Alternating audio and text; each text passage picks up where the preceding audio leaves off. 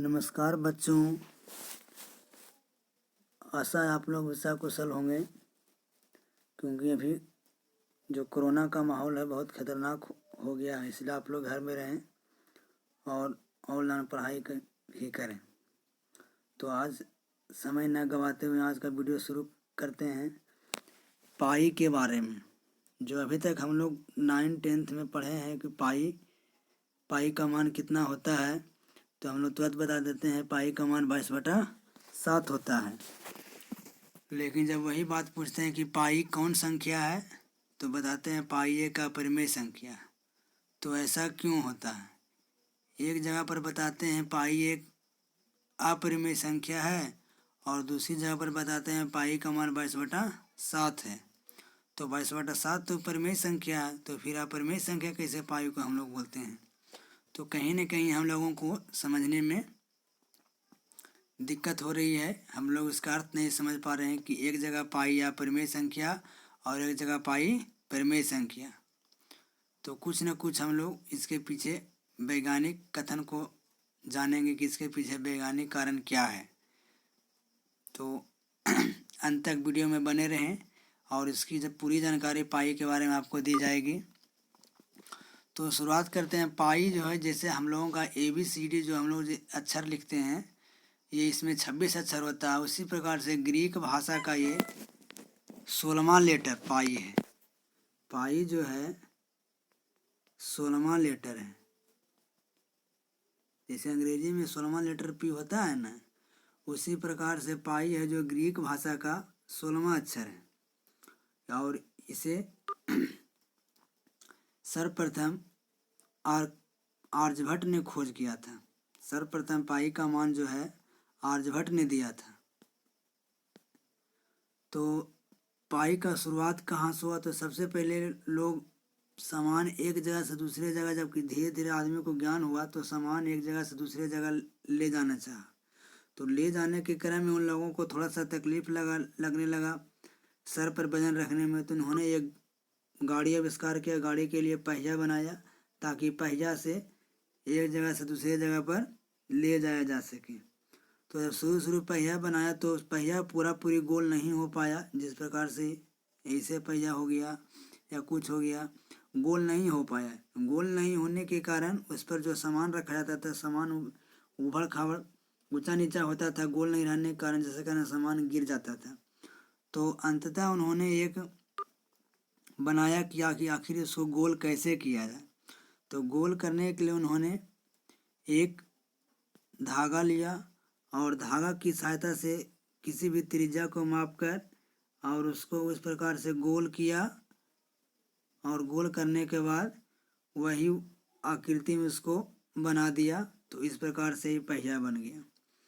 जब मान लिया जाए कि कोई बड़ा पहिया बनाया, कोई छोटा पहिया बनाया, कोई और बड़ा पहिया बनाया, तो इसमें पहिया में बनाया तो देखा कि जो वृत्त की परिधि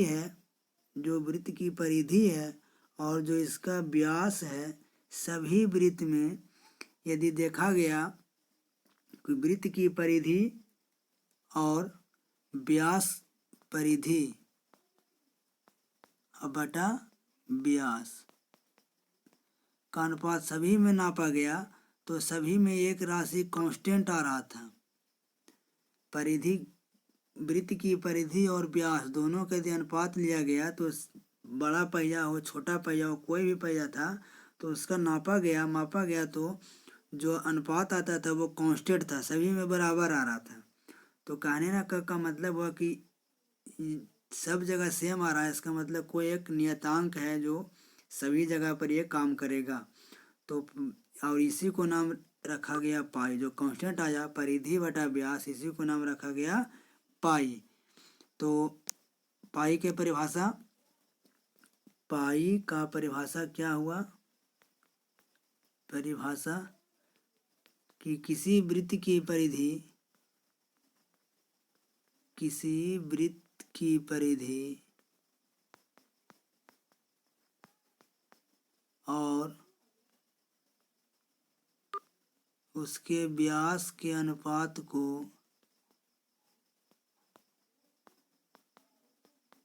पाई कहते हैं। यह पाई का परिभाषा हुआ कि किसी वृत्त की परिधि और व्यास का अनुपात जो ले लगा वही पाई हो गया। तो इसका मतलब है कि परिधि को मान लेते हैं सी बराबर वृत्त की परिधि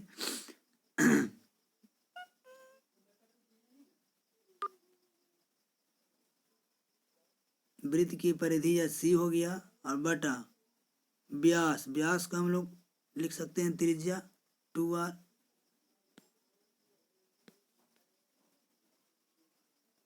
तो क्या बोले, वृत्त की परिधि और बटा व्यास बराबर क्या हुआ, पाई। यानी अब इसको तिरछा गुनी करेंगे तो क्या हो जाएगा, c बराबर 2 पाई r। यही हमारा पहला फार्मूला हो गया कि वृत्त की परिधि बराबर 2 पाई r। यहीं से परिधि का फार्मूला आया, इस बात को समझिए। परिधि का फार्मूला आया कहाँ से, तो सबसे पहले पाई का मान निकाला गया। पाई का मान निकालने के ही क्रम में ये फार्मूला उत्पत्ति हुआ कि जब सभी जगह देख रहे हैं कि परिधि और व्यास का अनुपात सेम आ रहा है, इसका मतलब जब पाई है तो 3 से गुना कर दें तो परिधि बराबर 2 पाई r। अब जब पाई का मान परिधि बराबर 2 पाई r हो गया तो पाई का मान पर आते हैं। तो पाई का मान जब निकाला गया, बड़े बड़े गणितज्ञ हैं जो इसके पीछे निकाले में लग गए, तो भाग देने के क्रम में पाई है जो जो अनुपात आया था परिधि और व्यास का अनुपात, वो पूरा पूरी नहीं कट रहा था। इसको पूरा कंप्यूटर सुपर कंप्यूटर भाग दे दिया लेकिन नहीं कट पाया और ना ही रिपीट हुआ। अभी तक भाग चल ही रहा, बहुत से गणितज्ञ आए गए लेकिन अभी तक पाई का मान का खोज हो ही रहा कि अंतिम तक वो नहीं कटा है, नहीं रिपीट हुआ है। तो अंततः गणितज्ञों ने निर्णय लिया कि पाई का मान कुछ सन्निकट होना चाहिए। तो सन्निकट लाने के लिए उन्होंने एक मान रख दिया, जैसे कि यदि 7 मीटर का व्यास लेकर के त्रिज्या 3.5 लेकर के इसका यदि हम खींचते हैं परिधि, वृत्त खींच कर परिधि को मापते हैं, ये पूरा लंबाई और बटा व्यास को मापते हैं, तो यदि परिधि 22 आता है तो व्यास 7, तो इसी को नाम रख दिया गया पाई बराबर 22/7। ये सन्निकट मान है, पूरा एक्यूरेट मान नहीं है। पाई का मान एक्यूरेट में क्या है, पाई का मान एक्यूरेट में है पाई बराबर 3 भागा दिया गया 3.1495। और कुछ आगे जा रहा है, डॉट डॉट ना रिपीट हुआ ना दोहराया है, और अभी तक ये भाग चल रहा, दशमलव के बाद कई ट्रिलियन तक पहुंच गया है, लेकिन अभी तक ये पूरा पूरी ना कटा है ना रिपीट हुआ। इसलिए पाई एक अपरिमेय संख्या। अपरिमेय संख्या किसको कहते हैं, जो न पूरा पूरी विभाजित होता है और न ही आवृत्ति होता है, उसी को हम लोग अपरिमेय संख्या कहते हैं। ना अभी तक रिपीट हुआ है ना कटा है, इसका मतलब है पाई एक अपरिमेय संख्या। और जो माना गया है वो पाई का मान 22/7, ये 3.14। देखिए इसी को मिला करके यहाँ पर 2 अंक मिला करके इसका सन्निकट मान रखा गया है। अब यदि पाई का मान एक्यूरेट हम लोग निकालना चाहते हैं कि पाई का मान कितना होता है, तो यदि मान लिया जाए कि यदि हम 1 सेंटीमीटर त्रिज्या लेकर के एक वृत्त खींचेंगे, तो आप लोग घर पर भी कर सकते हैं, वृत्त खींचेंगे तो इसका परिधि माप कर और नीचे व्यास देंगे, यानी व्यास हो गया 2 हो गया। तो जब देंगे तो इसका परिधि मापेंगे तो आवेगा 6.28। आप लोग माप कर देख लीजिएगा, 6.28 बटा 2 यानी 3.14। यही आया पाई का मान 3.14। तो हम लोग एक्यूरेट में इसका परिधि यदि 6.28 एक्यूरेट में आता है, लेकिन हम लोग इसको माप लिए गए हैं, इसको मान लिए हैं 7 एक्यूरेट में करके, और इसीलिए पाई का मान 22/7 रखा गया, जिससे यह एक परिमेय संख्या है। तो हम लोग यहाँ पर अंतर समझ गए कि पाई का मान 22/7 ये परिमेय संख्या ये भी सही है, और पाई एक का परिमेय संख्या वो भी सही है। तो हम लोग अभी तक इसकी जानकारी नहीं लिए थे कि दोनों में सही कौन है गलत कौन है, लेकिन दोनों अपने जगह पर सही है। और हम लोग अभी भी हिसाब 22/7 से ही बनाते हैं, हम लोग आगे भी बनाएंगे। और आर्किमिडीज एक गणितज्ञ थे, उन्होंने बताया कि पाई का मान जो है 22/7 से छोटा होता है। हम लोग इसको मान ले गए हैं, पाई है जो 22/7 से छोटा है, क्योंकि पाई का मान 3.14159 और 22/7 का मतलब है भागा दीजिए तो 7×21 1 7 7 3 7 28 2 7 14। देखिए ज़्यादा आ रहा है 3.142, यहाँ 3.141। तो इसका मतलब है कि पाई है जो 22/7 से छोटा है, और लेकिन हम लोग इसको मान ले गए हैं कि पाई का मान सन्निकट 22/7। ये बताए थे आर्किमिडीज साहब ने। और आर्यभट्ट ने भी और बताए हैं कि यदि पाई का मान निकालना हमको है तो यदि 100 में 4 जोड़ देंगे और इसमें 8 से गुना कर देंगे, फिर इसमें 62,000 जोड़ देंगे, 62,000, तो आ गया 104 गुना 8 जोड़ 62,000, आ गया 832 प्लस 62,000।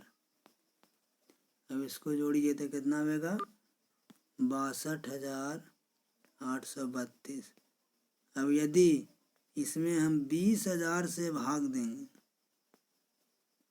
तो आएगा 3.1414। आर्यभट्ट इसी को मान करके उन्होंने पाई का मान 22/7 बताया कि पाई का मान 3.14 यानी 22/7 होगा। तो फार्मूला भी आप लोग समझ गए होंगे कि परिधि बराबर 2πr कहाँ से आया, यानी पाई बराबर c/d। परिधि और व्यास के अनुपात को पाई कहते हैं, 3 गुना हो गया तो c बराबर पाई इंटू डी, डी के लिए जाए लिख सकते हैं 2r, तो c बराबर 2πr। अब है जो इसके बारे में कुछ और जानकारी जानते हैं, तो पाई अभी तक पाई का जो महाकंप्यूटर भाग दे ही रहा है, अभी तक न कटा पाई पता नहीं चला है। और पाई का मान जो हम लोग अभी तक जाने, पाई का मान असली में 3.14159।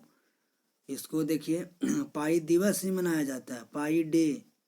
तो पाई के नाम पर ये देखिए ये 14 3.14 है ना, ये 14 लिख दीजिए, और जो ये 3 है ना, ये तीसरा महीना हो गया, तो इसको क्या बोलेंगे 14 मार्च।